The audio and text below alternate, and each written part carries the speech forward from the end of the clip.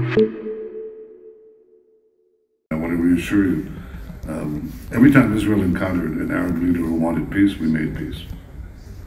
When we saw Anwar Sadat and his remarkable initiative, we made peace with Egypt. It stands today. And the relations between Israel and Egypt, I'm quoting now President al-Sisi, have never been closer. This is absolutely true. When we encountered King Hussein of Jordan, who said he wanted peace and meant it, we made peace. And as the foreign minister of Jordan said, that peace has held now for a quarter of a century, and it serves both our peoples. And I can assure you that if we encounter a Palestinian leader who will genuinely want peace, even declare it, and move towards that goal, then I believe that we can make peace. So that's the first point. The new point is this. We used to believe that peace was a one-way street. That is, for Israel to get peace or normalize relations with the broader Arab world, we must have peace with the Palestinians. Since the Palestinian peace was not forthcoming, then we were stuck with the outer peace. That has begun to change. Now, first of all, it's true that if we make progress, and indeed a formal peace with the Palestinians, it will help us enormously with the Arab world, and I would say with parts of the Muslim world, because other parts are already talking to us, more than talking to us. But I think it's equally true that the outer peace or the normalization of relations with the Arab world also helps achieve the peace with the Palestinians. And I'm happy to say that there is progress on that. And I think it's important to understand that this breeds confidence in the Israeli public that a larger peace can be achieved when we meet with Arab leaders, with Arab foreign ministers, and we talk about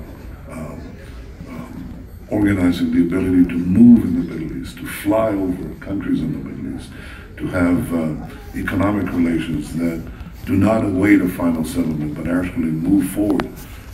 That actually contributes, I believe, to the achievement of a broad peace and an Israeli-Palestinian peace, because economics and diplomacy and transportations are all interwoven.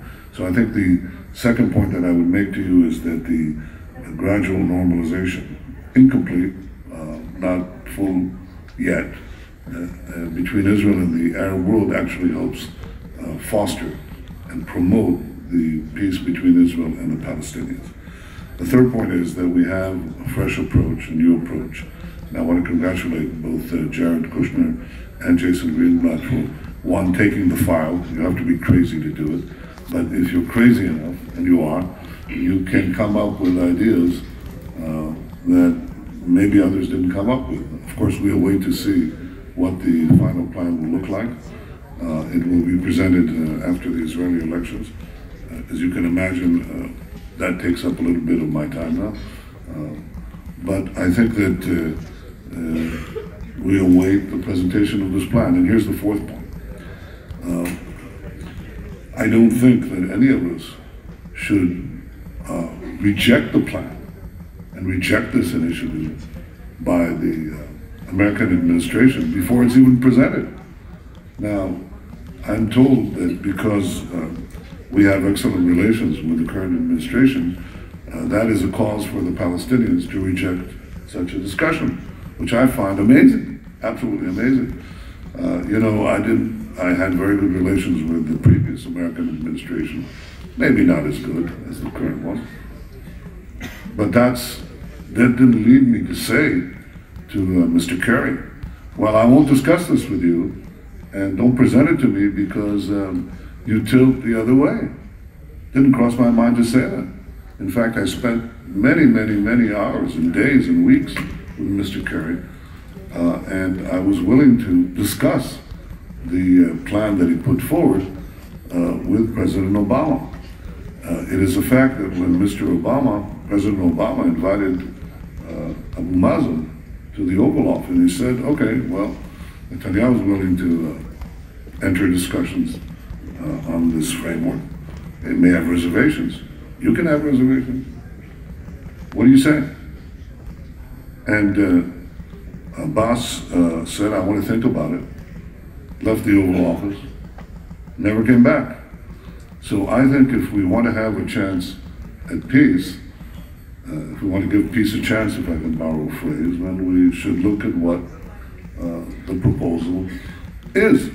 And that's something that I intend to do. Now, I hope I will be able to do it in my current capacity, but that requires going back to Israel. So I want to ask your forgiveness if I leave a little earlier.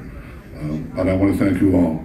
I want to thank the Arab ministers who are here who spoke with such clarity and honesty. And I want to thank all of you, again, Poland, and of course the United States, for putting forward a conference on something that has united the concerns of all the residents in the region.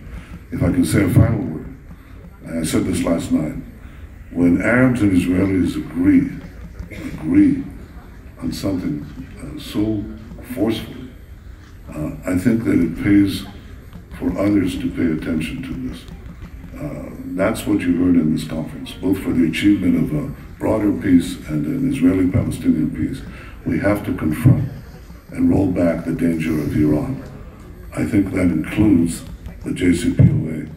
The argument that it serves peace is akin to me saying to you, while a war is raging in Europe, that a bogus agreement serves the interests of the people of Europe. You may have your own reasons to think what you do about Iran, but I think it's important to listen to us, the leaders of the region, who are telling you what we think Iran's aggression and the agreements that have been made with it are doing to our region, ripping it apart, ripping up our societies, and threatening our very lives and future. I think if there's something that can come out of this conference, and I think many things can come out of it, it is the awareness that we are united in resisting Iranian aggression for the future and peace of the Middle East. Thank you.